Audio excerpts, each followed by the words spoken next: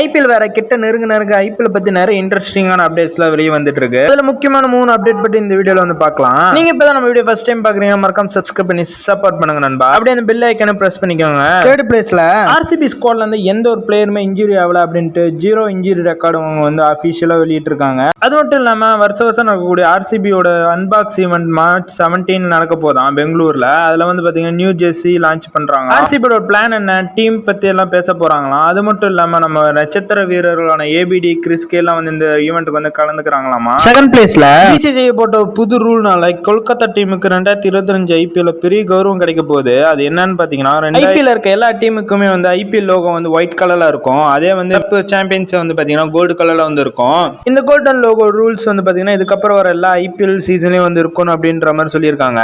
First பிளேஸ்ல வந்து பாத்தீங்கன்னா கடப்பாறை டீமுக்கு பெரிய நஷ்டம் கூட சொல்லலாம். என்னடா அப்படின்னு வந்து பாத்தீங்கன்னா, நம்ம பும்ராக்கு இன்ஜுரி ஆயிடுச்சுன்னு எல்லாத்துக்கும் வந்து தெரியும். அவர் ஃபர்ஸ்ட் ஒரு 5 மேட்ச் வரமாட்டாரு, ரெஸ்ட்ல இருப்பாரு அப்படின்ற மாதிரி சொல்லியிருந்தாங்க. ஆனா இப்போ ஒரு 8 மேட்சுக்கு அவர் வந்து வரமாட்டாரு, ரெஸ்ட்ல இருப்பாரு அப்படின்ற மாதிரி சொல்லியிருக்காங்க.